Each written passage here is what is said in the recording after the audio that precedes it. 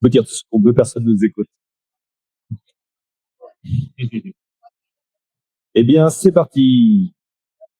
Bonjour, bienvenue à cette troisième table ronde organisée sur Equitalion.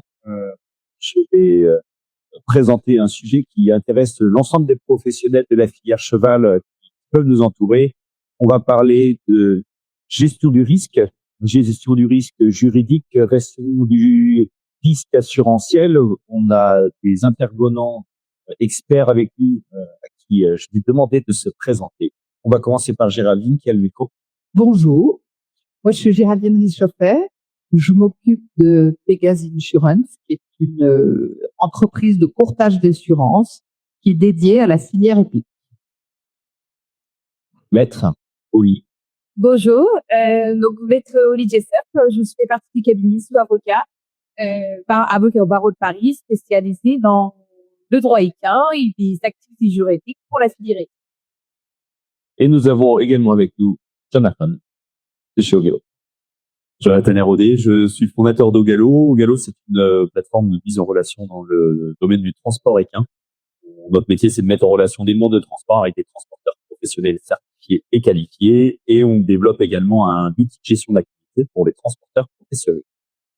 Et je vais terminer par moi-même, Bertrand Poirier, gérant de la société Equidéclic, une agence de communication spécialisée dans la filière cheval et le point pratique. Également éditeur d'un logiciel de gestion qui s'appelle Oumi, qui permet de gérer l'ensemble de l'activité équestre des détenteurs des équités, du suivi du sanitaire, la reproduction, la gestion de la facturation et également l'automatisation de la génération de certains documents. On va commencer par un premier sujet qui est autour de la gestion de la pension. On est sur une filière qui est multiple, qui a de multiples facettes. Le secteur de l'élevage, le secteur des écuries ont des attentes très particulières. Les vétérinaires ont également des activités très précises, des actes très invasifs comme l'épisiotomie, notamment chez la jument, peuvent nécessiter des propriétaires. Et on va avoir également des problématiques, des précisions. On parle notamment de transfert d'embryons en élevage. Il y a sans doute des règles un petit peu particulières. Est-ce qu'il faut parler de la porteuse, décrire l'ensemble du couple qui va être exploité dans la reproduction. Alors, je vais tourner vers Olivier, commencer. Maître, est-ce que vous nous donnez quelques conseils comment vous analysez les demandes d'un client pour pouvoir le conseiller dans la rédaction d'un contrat de pension? Oui, alors du coup, le contrat de dépôt, le contrat de pension, c'est un contrat de dépôt, donc c'est un contrat assez spécifique. Puisqu'on a une présomption de faute en cas d'accident cheval. Donc, c'est un contrat qui existe pour tous les biens meubles, par exemple des frigos, des chaises. À partir du moment où on les confie à quelqu'un, on leur donne la responsabilité de les conserver et de les restituer. Le problème du cheval, c'est qu'il est vivant, qu'il se balade, et donc le risque d'accident, il est encore plus fort. Et donc, vous avez les écuries de propriétaires qui se retrouvent dans le cas de figure d'une présomption de faute à partir du moment où quelque chose arrive au cheval. Donc, il revient à l'écurie de prouver ne pas avoir commis de faute, ce qui est un aboutissement de cette charge de la preuve. Et on a de la confirmation dans un arrêt de la Cour de cassation de la semaine dernière où on a bien expliqué à l'écurie que le doute profite au propriétaire. Dans ce cas de figure-là, c'est un cheval qui avait mangé des glands tombé d'un arbre au bord de la route qui longeait le pré, malgré le fait que l'écurie avait démontré qu'avoir mis en place un système de clôture pour protéger le cheval, il n'arrivait pas à établir ne pas avoir commis de faute en accident, et donc sa responsabilité s'est engagée de manière automatique. Donc d'où l'intérêt de vraiment faire des contrats de pension pour montrer exactement ce qui relève de la pension. On peut avoir des prestations de travail qui sortent de ces contrats de dépôt, comme on peut avoir des prestations de débourrage, la préparation de cheval. Mais à défaut de précision spécifique, toutes ces prestations supplémentaires peuvent retomber sous le régime du contrat de dépôt et donc la présomption de faute de l'écurie. Alors, pour revenir à une partie de la question, c'est quelles sont les questions que vous posez à votre client pour pouvoir vous adapter en fait à leur demande? Oui. Alors du coup, nous, quand on rédige le contrat, on va se rapprocher de l'écurie pour comprendre exactement ce qu'il fait. Est-ce que c'est de la pension pure avec une gestion de prêt? Est-ce que ça va être, est-ce qu'il y aura des box, des gestions de paddock? On sait par exemple que le risque d'accident est très souvent sur les sorties des chevaux au paddock. Est-ce qu'on a des chevaux qui peuvent être enfermés pour une certaine durée, surtout pendant les périodes hivernales, on les sort du box, on les emmène au paddock, il y a un accident. C'est pareil dans les gestions de prêts. Il y a toute une question de l'intégration de cheval au troupeau. Et donc ça, c'est pareil, c'est des éléments qu'on va venir régir dans le contrat en spécifiant bien que pour une phase d'intégration, le gérant, il met en place un système qui est tracé. Donc on a la preuve qu'il met en place des choses, qu'il met les guêtres sur les membres des chevaux, qu'il fait une intégration progressive, qu'il a le droit de changer de prêt pour faire ses variations et pour respecter la poussée de l'herbe. Et ça, c'est des choses qui nous permettent de venir montrer, en cas d'accident, l'écurie a fait ce qu'il fallait et qu'il n'a pas commis de faute dans la mise en œuvre de ses obligations de surveillance. Donc, ça veut dire mettre en place des procédures, les rédiger et faire respecter. La gestion de la preuve, ça passe aussi par la collecte d'informations au quotidien et les outils de gestion comme ceux que nous, on commercialise, va permettre de stocker les informations côté quand est-ce que le cheval est sorti, quelles activités ont été faites sur le cheval, de manière à apporter de la preuve en cas de conflit avec un propriétaire. Au niveau de on comprend bien que le contrat n'est pas unique, n'est pas simple, on peut pas le copier-coller à un contrat type qu'on va trouver sur Internet. Il est important de s'adapter vraiment à chacune des spécificités de la structure, de la manière dont elle travaille. Comment on peut traiter maintenant ce risque une fois qu'il y a l'accident? Alors, bien évidemment, se rapprocher de son avocat pourrait se faire aider derrière. Mais est-ce qu'il y a une autre manière de traiter ce risque? Et là, je me tournais vers Géraldine. Comment on peut gérer les risques qui ne sont plus couvrables? Parce qu'il peut y avoir un accident quand même. Comment on peut traiter ça? Alors, en fait, la première chose, c'est en amont, c'est de mettre en place un contrat d'assurance qui va justement couvrir toutes ces activités. Et ce contrat d'assurance s'appelle un contrat d'assurance responsabilité civile. L'idée au départ, toujours dans l'esprit de la collecte d'informations, justement, qui peuvent être faites via Groomy, je suppose, on va déterminer quelles sont les activités qui sont réellement réalisées par l'écurie. C'est pas la même chose d'être un centre équestre, d'être une écurie de propriétaire ou les deux. On peut aussi rajouter des activités comme la valorisation des chevaux, etc. Donc ça, c'est la première chose qui est prépondérante et qui va permettre effectivement après, quand il y a un litige, d'avoir son contrat d'assurance qui va jouer et pourquoi pas après de s'appuyer sur un avocat, mais en tout cas d'avoir une protection et d'aller dans un sens de pérennisation et d'optimisation de la structure. Donc, il y a un certain nombre de critères essentiels pour la mise en place d'un contrat de ce type. Au-delà des activités qui vont être reprises dans le contrat, il y a le fait qu'on a un certain nombre de chevaux qui vont être sur cette structure et le nombre de chevaux est un élément qui permet de déterminer le niveau de l'activité. Est-ce que l'activité est importante ou pas?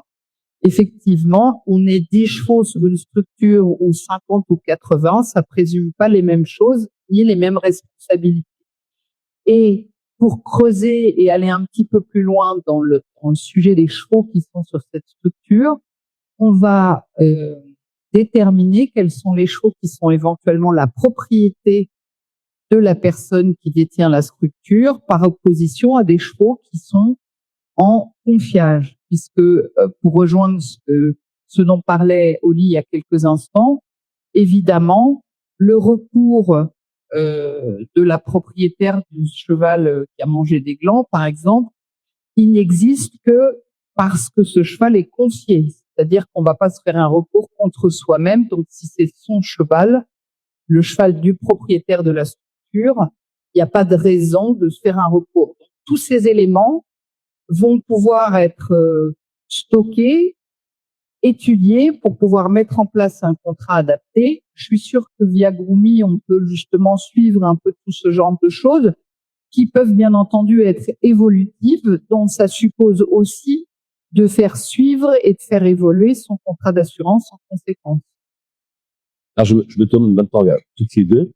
Est-ce qu'il vous arrive de travailler ensemble dans la réflexion que vous avez avec certains clients sur la partie contractuelle et la couverture assurance. Je pense notamment à certaines spécificités liées à notre filière, qui est la valeur du cheval. Comment vous discutez, comment vous abordez ça en interne? Oui, alors nous, on va travailler. Il y a les deux phases. Il y a la phase rédaction du contrat où on a toutes ces parties description de prestation.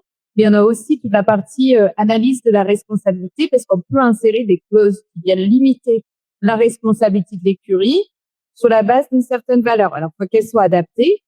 On peut pas proposer une clause qui limite la responsabilité à 5 000 quand on a une écurie de commerce de très haut niveau avec des chevaux qui battent 300 000.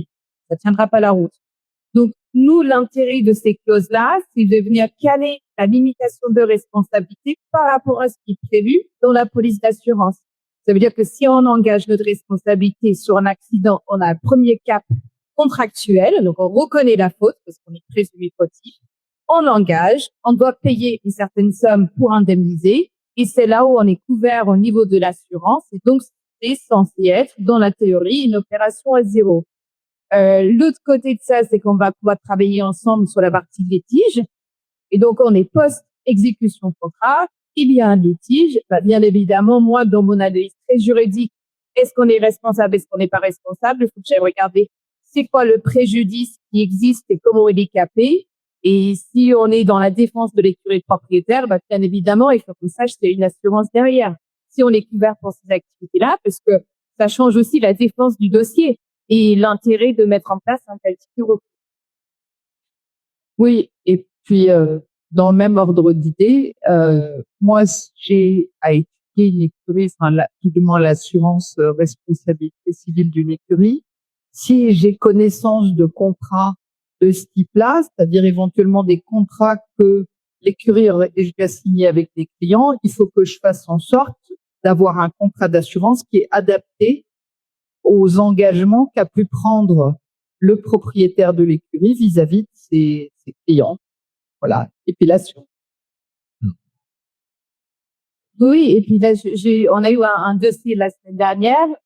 On s'est rendu compte qu'il y a eu un sinistre, un étalon qui s'est échappé du box et qui s'est retrouvé dans le box du jumeau le lendemain. Aujourd'hui, l'assureur exige le contrat signé dans la gestion de la déclaration sinistre. Donc même côté assureur aujourd'hui, je pense qu'il y a une vraie démarche qui vient de dire il nous faut des contrats signés pour pouvoir vous assurer correctement dans le cadre de vos polices. Et donc le contrat, bien évidemment, qui est adapté à vos prestations, à l'assureur, ça va l'arranger aussi. Alors justement, venons sur la complexité de cette signature du contrat. On est dans un secteur qui est très agricole, on aime bien taper dans la main pour dealer. Les contrats sont pas toujours signés, bien souvent non signés. Il faut savoir qu'il existe des solutions digitales qui permettent d'automatiser la collecte de la signature électronique, notamment. Sur Moomi, par exemple, on a fait le choix d'intégrer YouSign au sein de la plateforme pour permettre d'envoyer le contrat rapidement en signature électronique au client et qu'il puisse simplement signer en renseignant un numéro, un code qu'il reçoit par SMS ou par email derrière. Ça permet d'avoir une vraie traçabilité de ce contrat. On a échangé sur l'automatisation du contrat, l'affinage du contrat pour s'adapter à chacune des filières. On va maintenant parler d'un risque, d'un autre type de risque qui est au moment de la transaction, de la commercialisation d'un cheval. Quels sont les éléments qui sont à prendre en compte aussi bien au niveau juridique que assurantiel, au niveau d'une transaction d'un cheval? Est-ce que vous pouvez nous décrire ça? Aujourd'hui, il y a plusieurs éléments qui sont obligatoires dans l'acquisition d'un cheval, qu'on soit sur un cheval à 5 000 ou un cheval de 500 000. Il y a toujours la visite veto d'achat qu'il faut faire avec un vétérinaire qui est indépendant ou son propre vétérinaire. On déconseille le vétérinaire du vendeur parce qu'il y a forcément risque de conflit d'intérêt. Et une fois qu'on a fait cette visite vétérinaire, lequel a pour objet d'examiner le cheval. Il n'aura jamais pour objet de dire que le cheval est déparfait, puisque tous les chevaux ont des défauts. S'il y a aussi à l'acheteur de prendre ses responsabilités par rapport aux conclusions de cette visite.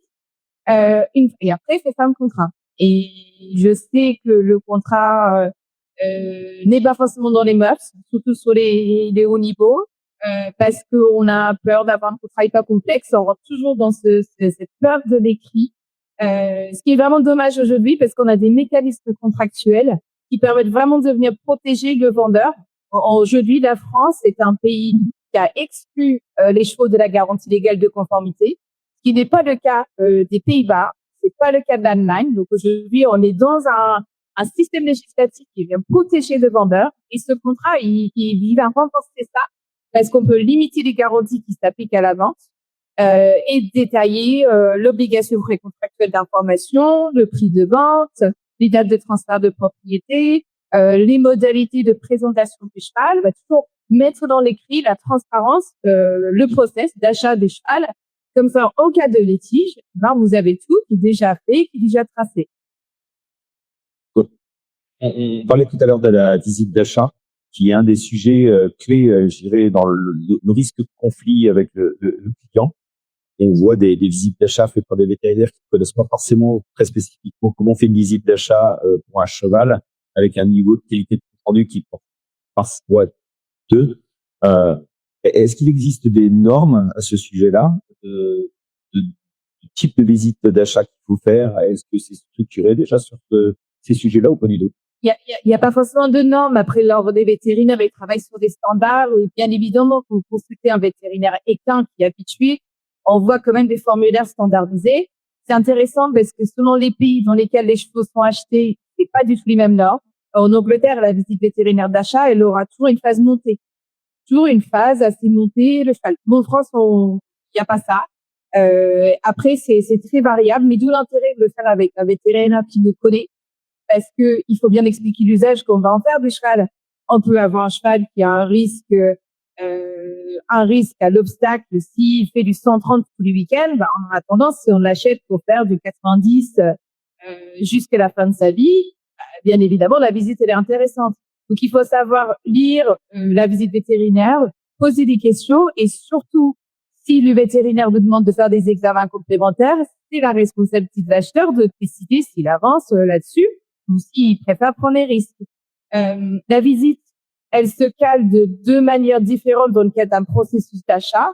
Soit on le fait avant même d'envisager la signature du contrat de vente et on arrête le process si on n'est pas d'accord avec ça. Soit ça peut venir dans un process de conditions suspensives. On a déjà signé le contrat qui ne sera effectif qu'à l'issue d'une visite vétérinaire qui est satisfaisante. On aime moins ce process-là parce qu'en fait, ça veut dire quoi? Une bonne visite véto. Ça veut rien dire du tout. Et c'est impossible à examiner. Donc, c'est vrai que de manière générale, on va toujours conseiller faites la visite et après, on fera le contrat de vente en fonction. Et ce qui est surtout important, c'est de venir annexer cette visite vétérinaire d'achat pour qu'il soit porté à la connaissance du vendeur également. Comme ça, toutes les parties ont la même information. Et après, forcément, on est sur une analyse de risque. Mais ça, c'est pas de la responsabilité du vétérinaire non plus de vous dire d'acheter le cheval ou pas. Le but, c'est qu'il vous informe au maximum sur les éléments du cheval, qu'il vous pose des questions et que ça soit compris dans le cadre contractuel. Est-ce qu'au niveau assurantiel, il y a des choses qui peuvent être faites? Alors, on pourra parler de l'assurance du vétérinaire un petit peu plus tard, peut-être, il y a un sujet à ce niveau-là. Mais est-ce que pour le vendeur ou pour l'acheteur, au niveau de cette transaction, il peut y avoir des couvertures qui peuvent être activées? Oui, tout à fait. Alors déjà, j'ai envie de rebondir sur l'aspect transfert de propriété du cheval. Ça, c'est important parce qu'évidemment, le contrat d'assurance, il commence à un instant T. C'est-à-dire que si c'est le mercredi, c'est ni le mardi ni le jeudi. Et ça a son importance parce que bien évidemment, si le contrat d'assurance n'est pas mis en place et qu'il y a un problème, il ne va pas intervenir. Donc ça, c'est la première chose. C'est à l'acheteur de décider s'il va souhaiter ou pas assurer son cheval. Donc, assurer son cheval, ça veut dire quoi? Ça veut dire finalement protéger l'investissement qui vient d'être réalisé. Donc, dans l'idée, on va protéger son investissement à hauteur au maximum de l'investissement qu'on vient de réaliser. On a acheté un cheval 50 000 €. On peut l'assurer jusqu'à 50 000 €. On peut aussi décider, pour des raisons, par exemple, de coût, de l'assurer un petit peu moins cher. Ça, c'est possible. En revanche, on ne peut pas l'assurer plus cher que ce qu'il a été acheté. L'idée, c'est pas de permettre un enrichissement éventuel s'il y a un sinistre en assurant ce fameux cheval 70 000 € alors qu'on l'a acheté 50 000. Parce que finalement, s'il meurt, l'assureur va payer la valeur qui était assurée et l'assureur, à ce moment-là, se pose finalement comme un acheteur. Donc, on ne voit pas pourquoi il achèterait 70 000 quelque chose qui vient d'être acheté 50 000. Ça, c'est la première chose. Donc, on est sur un raisonnement d'assurance en cas de décès. Donc, pour revenir à l'histoire de la valeur, et ça peut avoir son importance, et ce sont des cas où on peut justement travailler ensemble avec Oli, et ces rappels, donc, il y a des avocats qui sont spécialisés, c'est la détermination de cette valeur, de savoir si on va exprimer dans le contrat la valeur sur un mode de valeur agréée ou, à contrario, de valeur déclarée. C'est assez différent. Il faut vraiment souscrire des contrats d'assurance qui sont exprimés en valeur agréée. Pourquoi? Parce qu'en cas de valeur agréée, s'il y avait une discussion éventuelle sur la valeur du cheval au moment du sinistre, la charge de la preuve reviendrait à l'assureur. C'est-à-dire que c'est l'assureur qui devrait dire non, je ne suis pas d'accord, il ne vaut pas 50 et pour moi, il vaut 30. Alors que si on est en valeur déclarée, là, c'est au client, le propriétaire de ce cheval, de dire pourquoi il pense et d'apporter la preuve que le cheval vaut telle valeur. Donc, je pense vraiment qu'il faut privilégier, si j'ai un conseil à donner, et je pense que Oli sera d'accord avec moi, il faut privilégier des contrats qui vont être exprimés en valeur agréée. Et puis, autour de ça, on peut effectivement rajouter tout un tas d'options qui permettent de protéger encore un peu plus son investissement. Donc là, c'est un vaste sujet. On passe par tout ce qui est frais vétérinaires, frais de chirurgie. Et même aujourd'hui, maintenant, on a chez Pégase Insurance, par exemple, la possibilité de proposer des solutions pour de l'incinération. Les frais d'incinération, nous travaillons régulièrement d'ailleurs avec la société Orsia, qui est active sur le marché français pour tout ce qui est incinération. Pourquoi? Parce qu'aujourd'hui, c'est un choix dans le cadre de tout ce qui est bien-être qui est privilégié par de plus en plus de gens par opposition à de l'équarrissage. La seule chose, c'est que c'est un choix qui est assez cher, puisque aujourd'hui, les solutions d'incinération à minima sont entre 1 500 et 2 000 euros, en sachant que en plus, et ça va intéresser Jonathan, ça, c'est qu'il y a aussi un aspect transport autour de cette histoire d'incinération. Pourquoi? C'est que on ne peut pas transporter soi-même avec son camion ou son van un cheval qui est décédé pour des raisons sanitaires. D'où l'importance, on va en parler après, je suppose, mais voilà, de faire attention à ce genre de choses et puis d'être bien assuré. Alors, est-ce que j'ai bien compris en disant que le contrat de vente est un contrat qui peut être type, par contre, cadre, qui peut être utilisé quel que soit le type de cheval, où il y a besoin de le personnaliser, de l'adapter également, comme le contrat de pension qui avait ses grosses spécificités liées à la structure? C'est un choix. Je pense que si on vend le même cheval ou le même type de cheval, moi j'ai des clients qui sont sous les chevaux espagnols, ils vendent toujours dans une vocation de loisir. Donc à la limite là, on peut se dire, on part sur un contrat standardisé et en plus si l'enjeu financier n'est pas si élevé, ok. Il y a que dans la filière cheval, je pense, où on peut se permettre d'acheter des produits aussi chers sans se poser la question d'avoir un vrai contrat spécialisé. On achèterait une œuvre d'art ou une voiture à 50 000 euros, on irait voir un avocat au moins pour se renseigner sur le process. Donc aujourd'hui, on est que sur les factures. Donc non, bien évidemment, pour moi, c'est comme les contrats de dépôt. Tous les chevaux, ils sont pareils. Les ventes, elles sont différentes. Les acheteurs sont différents. Les vendeurs ne vendent pas dans la même chose. On a des visites qui sont plus ou moins bonnes, des risques qui sont plus ou moins importants, les usages qui sont différents. Donc oui, on peut avoir une base qui est standardisée. Si on maîtrise parfaitement son contrat, et c'est aussi le but de l'avocat, hein, c'est de fournir un contrat qui peut s'adapter, mais qui vous explique ce qu'il y a dedans pour que vous puissiez prendre les décisions tout seul. Le but, c'est pas de vous obliger à aller consulter un avocat à chaque fois, ou alors le consulter uniquement quand on est sur des ventes qui sont difficiles. Nous, on peut intervenir sur une vente à l'international. Est-ce qu'il faut regarder la TVA? Est-ce qu'il faut regarder les droits? Parce que on maîtrise pas parce qu'il y a de l'export-import, il y a une période de quarantaine, on sait pas ce qui va arriver avec le cheval sur cette période-là.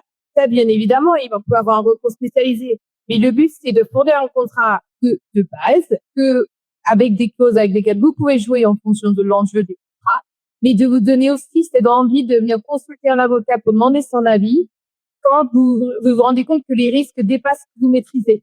Et ça vaut vraiment la peine. Ça valait moins la peine avant parce qu'on appelait les chevaux dans la garantie légale de conformité et qu'on savait que quand on vendait un consommateur, c'était hyper difficile. Aujourd'hui, c'est plus le cas. On a une révolution, une garantie des vices rédhibitoires qui s'applique la plupart du temps, sauf convention tacite. Et ça, il faut l'écarter en contratement. Le risque, il est sur 10 jours. Il y a d'autres choses. Il y a les obligations d'information. Il y a les questions de transfert de risque et de transfert de propriété. Donc, le système, il est là, c'est que oui, si l'enjeu financier n'est pas très élevé, que vous vendez toujours la même chose aux mêmes personnes, au même type de consommateurs et d'acquéreurs, vous pouvez vous en sortir avec un contrat qui est adapté à votre activité. En revanche, chez Barcelone, vous vendez des produits très différents. Il faut savoir adapter son contrat ou alors faire appel à un conseil pour vous accompagner à ce sujet-là. En résumé, du coup, pour une vente sécurisée, un contrat adapté qui définit très clairement l'usage, la valeur, avec une prise de niveau assurantiel derrière. Et on va parler maintenant de la dernière étape qui nous intéresse au sujet de cette table ronde. Et là, je vais me tourner un peu plus vers Jonathan. On va parler du transport. À quel moment le transporteur intervient dans la transaction éventuellement commerciale du cheval? Quelles sont les responsabilités du transporteur? Quelles sont les responsabilités du vendeur ou de l'acheteur? Est-ce que Ogalo apporte une solution qui permet de gérer ce genre de risque également pour le propriétaire de cheval? Tout à fait. Donc, au moment de la vente, il y a plusieurs possibilités. Le recours à des transporteurs professionnels est quelque chose qui est très souvent utilisé. Ce qu'il faut savoir, c'est que juridiquement, le transport d'un cheval contre rémunération est soumis à la réglementation du transport de marchandises. Tous les transporteurs équins sont des transporteurs de marchandises. C'est un secteur d'activité du transport de marchandises. Donc, il y a quelques spécificités. Oli, tu pourras peut-être en parler sur le transport dans le cadre d'une activité économique qui pourrait justifier le transport pour les personnes qui ne seraient pas transporteurs professionnels. Mais nous, notre métier, c'est vraiment d'assurer à nos utilisateurs que tous les transporteurs sur la plateforme sont tous certifiés et qualifiés. Le contrat de transport, notre métier, c'est de mettre en relation ensuite l'exécution du contrat de transport qui est quelque part tripartite, donc une forme de condolisme, se fait entre l'expéditeur, le destinataire. Finalement, il peut y avoir plusieurs parties. Il peut y avoir le donneur d'ordre qui soit finalement l'acheteur ou alors le vendeur. Il y a la personne qui va être sur place à l'expédition et la personne également à la destination. Tout ce cadre-là est encadré par un document qui s'appelle la lettre de voiture. Donc, c'est un contrat de transport ou la CMR pour un document européen, donc lettre de voiture nationale ou CMR à l'échelle européenne, que l'on développe au sein de l'application et qui va permettre plusieurs choses à nos transporteurs. La première, ça va être d'aller collecter les informations auprès du client, donc sur toutes les informations d'adresse d'expédition, de destination, de donneur d'ordre, etc. Et également aux transporteurs d'automatiser la lettre voiture pour officialiser ce document avec des signatures au moment de l'expédition, éventuellement également un état des lieux des chevaux au moment de l'embarquement et du débarquement pour protéger quelque part le transporteur, mais aussi le client sur une éventuelle blessure des chevaux. Voilà ce qu'on va pouvoir apporter par Ogalo. Au niveau de cette réglementation sur le transport, du coup, j'ai une question qui vient. Il y a beaucoup de structures qui font de la pension de juments au cours de la saison, qui n'ont pas ces agréments pour pouvoir faire le transport de chevaux. À partir du moment où elles ont une activité économique, du coup, dans le cadre de transport de ces juments pour les amener à l'étalon, elles ont le droit de le faire. Il n'y a pas d'obligation d'avoir des agréments spécifiques. Je vais laisser Oli sur la partie juridique, je pourrais compléter éventuellement. Oui, donc je rebondis sur ce que disait Jonathan. Donc, il y a un monopole du transporteur professionnel. Sur les marchandises, sur les personnes, c'est un monopole. Ça veut dire qu'on ne peut pas réaliser une prestation de transport contre rémunération sans avoir les autorisations, sans être enregistré en tant que transporteur professionnel. Il existe une dérogation pour les activités professionnelles à partir du moment où on réalise une prestation de transport dans le cadre de son activité professionnelle. Ce qui veut dire que, typiquement, un éleveur a tout à fait la possibilité de transporter des juments qui lui appartiennent pour aller en clinique. Il peut également le faire avec des poulains et des produits qui appartiennent à des propriétaires et facturer cette prestation.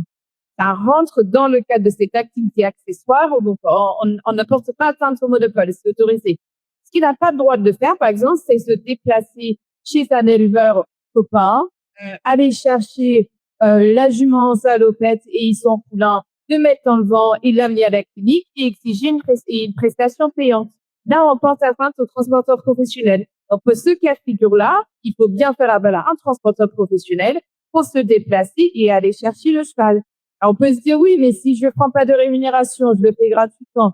Ça ne rentre pas dans l'analyse. On n'a pas le droit d'aller chercher des chevaux et les transporter en contrepartie d'une rémunération ou même une prise en charge de frais, sans avoir les autorisations pour le faire. Alors, du coup, l'intérêt d'Ogalo sur cette petite intervention, parce que j'imagine que ces cas de figure doivent arriver, il y a des urgences à gérer, on est sur un animal qui peut être malade. Comment Ogalo apporte une solution, du coup, sur ce genre de problématique? Pour revenir déjà sur Oli, et j'y viens juste après, nous, l'idée d'Ogalo était sur la sécurisation justement des transporteurs et la qualification des transporteurs. On estime aujourd'hui, alors c'est une donnée qui est assez brute, mais qu'une majeure partie des transports réalisés dans le cadre du transport de marchandises sont faits de façon illégale, pour la simple raison que d'un manque, je pense, de centralisation entre l'offre et la demande de transport. Vous voyez émerger notamment des plateformes comme Facebook qui facilitaient cette mise en relation et qui est finalement aussi une porte ouverte aux co-transporteurs qui viennent exercer de façon illégale l'activité. Concernant les urgences, on n'a pas à proprement parler pour le moment développer le système d'urgence au sein d'Ogalo. C'est quelque chose que l'on peut traiter, on va dire, annuellement. On peut aussi caractériser différents types d'urgences. On est en échange avec des structures vétérinaires qui ont ces besoins. Et finalement, on va pouvoir classifier deux types d'urgences principaux. Les urgences qui sont transportables debout, type une colique par exemple. Et c'est vraiment la chose la plus complexe à prendre en charge puisque ça implique une réactivité assez importante. Et aujourd'hui, notre difficulté par rapport à ça, c'est d'avoir un maillage suffisant de transporteurs pour avoir cette réactivité. Donc, on est en train de réfléchir à comment on peut adresser ce système. Le deuxième type d'urgence, ça va être sur de l'urgence non transportable debout, donc par système de portique, par planche. Il existe en France 6 ou 7 structures qui sont déjà équipées, avec qui notamment on travaille pour pouvoir proposer au sein d'Ogalo cette activité et d'apporter ces services de manière vraiment ciblée. Et au niveau assurantiel, comment ça se passe? Qui est responsable pendant le transport du cheval? Il y a un accident pendant le transport, un cheval se blesse dans le camion, le poulain se fait marcher dessus par sa mère, par exemple, qui est responsable de l'accident, qui va devoir dédommager. Alors, le transporteur va avoir cette responsabilité durant toute l'exécution du contrat, donc pendant toute la prestation de transport. Ce qu'il faut savoir, c'est que les transporteurs sont des transporteurs de marchandises et l'obligation des transporteurs est d'avoir une assurance responsabilité civile qui va couvrir les marchandises à hauteur de 1 600 €. Comme on le sait, la valeur des chevaux est bien souvent supérieure. Donc, je vais laisser la parole à Géraldine sur ce sujet-là, mais on est en train de travailler sur des assurances qui vont permettre de vraiment t'apporter une couverture sur la valeur réelle des chevaux afin que ce ne se retrouve pas avec de l'ail dans la main. Donc, pour reprendre ce que vient de dire Jonathan, exactement, il y a beaucoup de gens qui finalement pensent que quand ils vont faire appel à un transporteur professionnel, ils vont pouvoir, en cas d'accident ou même de décès du cheval, avoir une indemnisation qui pourrait être à la hauteur de la vraie valeur du cheval. Et comme vient de le dire Jonathan, donc, ça n'est malheureusement pas le cas, c'est totalement limité.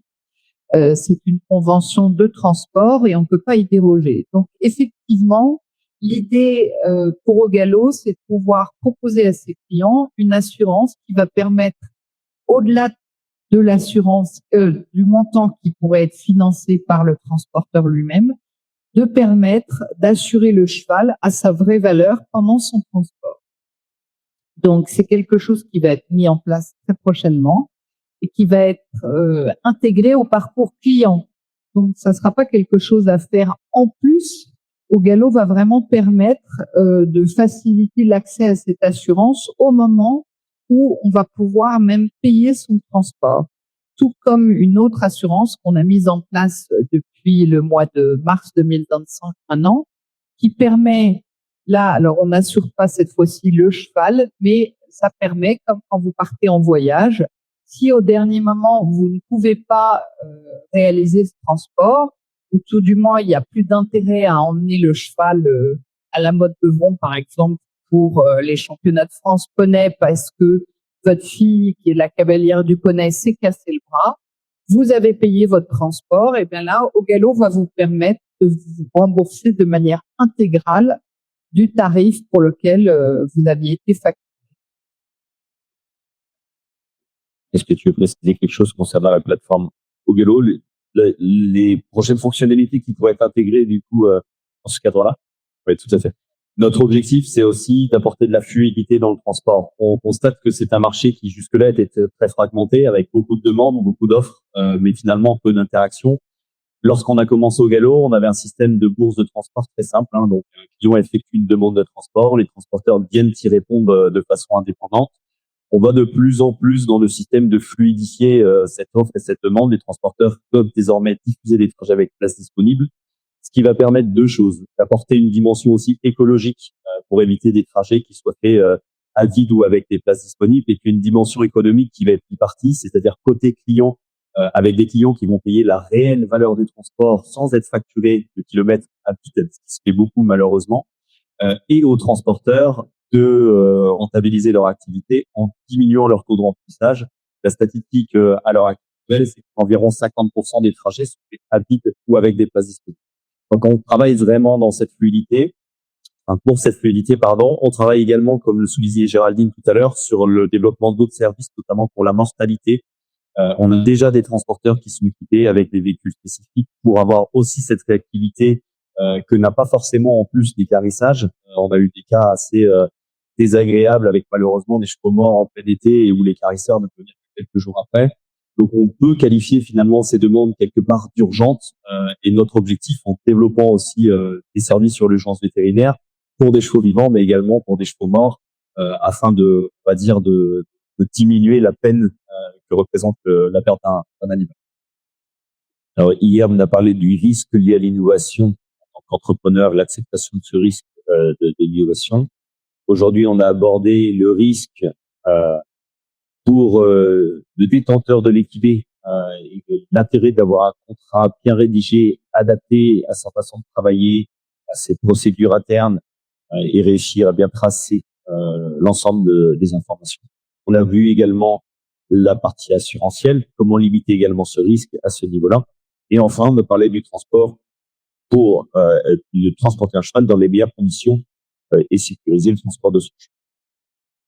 Je pense qu'on a fait le tour de notre question. Est-ce qu'il y a des questions dans la salle? Je vois une main créneau nerveux, une main qui se lève là-bas. Oui, bonjour, vous m'entendez? Oui. Donc ma première question, c'est que vous avez évoqué la valeur des chevaux. Donc j'ai notamment posé la question aux assurances. Est-ce que cette valeur, quand elle évolue, on doit la mettre à jour auprès de notre police d'assurance, ou est-ce qu'on attend qu'il y ait un sinistre entre guillemets pour venir prouver la valeur du cheval au jour de l'accident? Alors non, on n'attend pas, surtout pas. Justement, l'idée, c'est de pouvoir faire évoluer les contrats. Tout au début de l'intervention, on a parlé des contrats responsabilité civile, où je parlais des évolutions. On est toujours vraiment dans l'obligation de faire évoluer son contrat par rapport à la réelle situation du risque. Donc là, en l'occurrence, c'est le cheval. Donc oui, effectivement, il faut réactualiser. Alors encore une fois, si le cheval vaut plus cher, je dirais que ça, c'est pas très grave, parce que si ce fameux cheval de 50 000, il a des performances qui lui permettraient d'être assuré 100 000 euros, ça, c'est pas un problème. Là où ça peut devenir compliqué, c'est si au contraire, en fait, ce cheval n'a plus la valeur qu'on avait mis sur le contrat. Il faut savoir que la valeur, elle a été acceptée puisque ce que je vous disais tout à l'heure, on conseille une valeur agréée. Là, cette valeur, elle a été acceptée par rapport à un certain nombre de critères. Si les critères ne sont plus les mêmes, eh ben, effectivement, il faut revoir et réaménager le contrat en conséquence. Quel est le rythme que tu conseilles du coup pour cette révision de cette RC, des valeurs des chevaux? Est-ce que c'est un rythme tous les 2 mois, tous les 3 mois?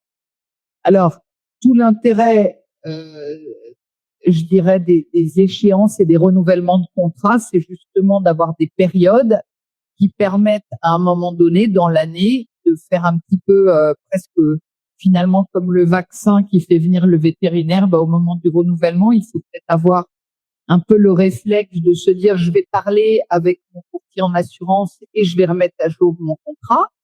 Et en revanche, si évidemment il y a des événements pendant la période d'assurance, là, il faut pas hésiter à le faire en cours de période d'assurance, que ça soit pour le cheval ou pour l'entreprise elle-même. Est-ce qu'on a une autre question dans la salle? Non. Ah, c'est une dernière, une question. On a quelqu'un qui a beaucoup de questions. C'est ça. Moi, je veux revenir sur aussi la question de quand on n'a pas de contrat écrit, parce que effectivement, c'est quelque chose qui arrive beaucoup. Et si j'ai pas de contrat écrit et que je place mon cheval en pension valorisation et que ce cheval est passé, par exemple, de 30 000 à 100 000 euros via sa valorisation et que ce cheval en question a un accident au sein de son trait. Est-ce que ma responsabilité peut être engagée, par exemple, même s'il n'y a pas de contrat en tant que structure qui accueille? Est-ce qu'on peut venir engager ma responsabilité sur la perte de valeur de ce cheval ou bien sur carrément la perte entière s'il décède? Oui, bien évidemment, oui. C'est pas parce qu'il n'y a pas de contrat écrit qu'il n'y a pas de contrat. À partir du moment où on confie le cheval, on est sous le régime du contrat de dépôt. Donc, s'il y a un accident, la responsabilité est engagée. Après, il faut aller chercher le préjudice. Si on arrive à prouver une perte de valeur, parce que c'est toujours compliqué, parce qu'on n'aura pas forcément la valeur de départ et la valeur d'arrivée, c'est toujours hyper compliqué d'aller évaluer les chevaux. On n'a pas les experts propres. Il y a quelques experts et commerce, mais le vétérinaire, il n'a pas cette capacité-là pour aller évaluer la perte de valeur. Donc oui, la responsabilité, elle est toujours engagée. Si vous n'avez pas de contrat, vous n'avez pas de clause qui limite la responsabilité. Donc votre responsabilité, elle est pleine, elle est entière. Et après, il faut déterminer le préjudice. Il peut être perte de valeur de cheval, perte de préjudice sportif pour le cavalier, s'il était engagé dans un parcours spécifique, les frais vétérinaires, voire même un préjudice moral du cavalier si l'accident est particulièrement traumatisant. Mais le tout, c'est de bien le prouver, ce qui n'est pas toujours facile.